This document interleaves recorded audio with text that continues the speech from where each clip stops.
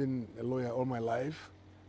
I studied law at the University of Kiel in England. That was for my first degree. For my master's, I was at King's College, University of London. Then I was called to the English bar as a barrister at law of Lincoln's Inn. First, as a practicing solicitor in UK, I had many big briefs from Nigerian government, from Moroccan government, from Ghana government, from British government, from various governments. You know, my focus at some point were just countries. So when you work at that level, you can determine your fees. Yes, I wasn't, but when I was working for the masses, I was practically doing that either on legal aid or for nothing, just supporting people, helping people. But you know, there are lawyers and there are lawyers. It's not just about. Even though I still have my practice certificate, but I don't go to court anymore. I work as a consultant now, just like as you know, even doctors at some point they become consultants, which is what I do. So as a consultant, I determine my fees. But the kind of work that I do are very specialized, and that is why I can determine what I get paid. Very few people will do what I do. For instance, the issues that led to Paris Club refunds has to do with loans taking over time and the repayment of those loans and the wrongful deductions or over deductions, as the case may be. Not every lawyer will have the benefit of knowing what was wrong in a country like Nigeria and then being able to take it to the Western world, challenging them in courts, in UK, in America, in Austria, in France, in Switzerland. But if you know the level I was operating at that point in time, you know, you can imagine governors of states, like Boni Haruna of Adamawa State, Nyame of Taraba State, Governor Kure then of Niger State, Peter Obi of Anambra State, Elechi of Ebonyi, and so on and so forth. These are governors that were coming to my office in London, and we're going to court with them on these matters. So, and they were talking about huge matters, and I was at the forefront. You know, I gave them the confidence that all I needed was their support, their backing, to be able to stop the wrongful deductions. Because what was happening was sad. The fact that so many states' allocations were practically going towards servicing loans that had been overpaid over time. So we had to stop it. But I give thanks to Obasanjo as well, who listened to me. Obasanjo then, General Gusau, the National Security Advisor, then the General Abubakar, Mohammed Abubakar, the Chief of Staff to the President then. So I had the support that I needed back home. And then coupled with the, you know, official support and backing by the governors. So we're able to get cracking. And my fee was not based on, my fees were determined by me at that point, because the states were not paying me. I told them it was a no win, no fee basis. So I was charging a percentage of whatever was recovered. The same thing when I also had to work for local governments. All the local governments across the country never took out any loans. They never did.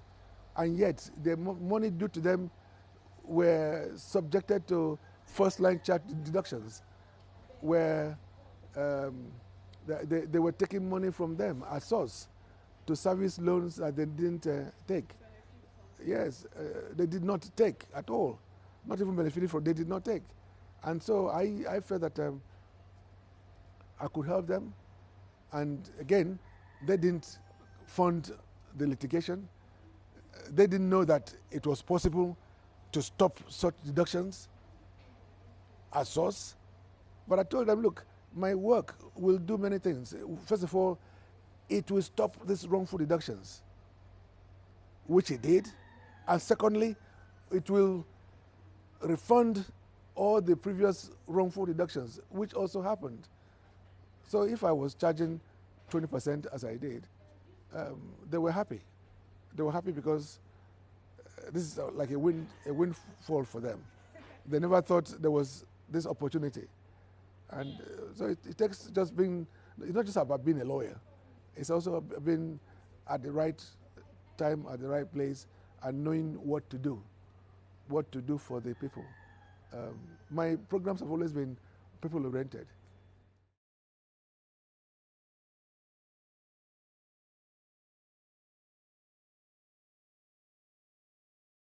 Regina, our marriage is solid. Our marriage is based on understanding and respect over time. I met her and I liked her. We married within 3 weeks. Yes, within 3 weeks. I married all my wives within some period. I don't believe in dating anybody to marry them. Don't date anybody you want to marry. Marry them. When you marry them, you begin to fall in love from within the marriage. You know, even in my own culture, as it were, as a kid in the 60s, people, they were not dating. They would marry. In arranged marriages, family to family, they choose a wife. And then most girls were expected to be virgins when they get married. And they build a family from there. And because they didn't know each other before they got married, there's a lot of excitement, a lot of learning to do. And but Regina and I is a story that is interesting because before I met her, I didn't know about her. I don't watch movies, never watch movies. I met her the first time when she came to my house with her mother and her siblings because my place in Delta is a tourist place. They came to look around and I liked her and that was it, you know. So whether I marry another wife or not, she knows it can happen. I come from a very polygamous environment myself. I love children, so I want more children. And she knows this, and my other wives, they also know it. So we'll see what happens in the future. You do everywhere. You do everywhere. That's why at night, you got a lot of them know zone 4, zone 5, zone 6. As na fabo ashawo. Obro fa na facho ima ashawo. Obna economy they are good for them.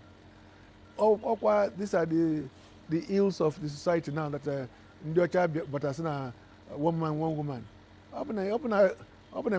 Before the advent of Christianity, our tradition Igbo tradition allow for many wives and children, of course. That determines the size of the wealth you have, isn't it, in those days? So you see an average Northerner marrying 2, 3, 4. They're helping the women. They're helping the society. But the fallacy of it all is that, yes, religion, Christianity doesn't allow that in the South. And yet, the average Southern man with 10 girlfriends, you know, so you don't, the irony is so stark. I love my culture, my culture as I know it, not as they're trying to dilute it now. You know, I love culture. Igbo culture is wonderful, and should be promoted the way it has always been.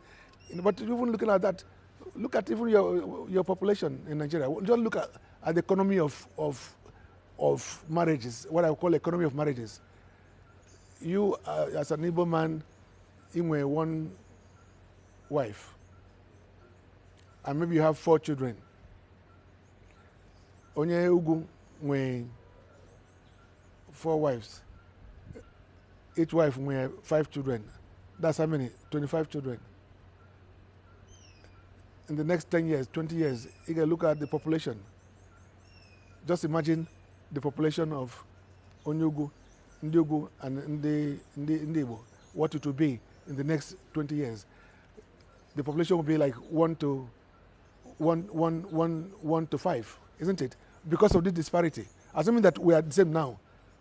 I'm just saying, but we're not. The gap is getting bigger and bigger. And Igbos will never catch up because of this self-imposed restriction.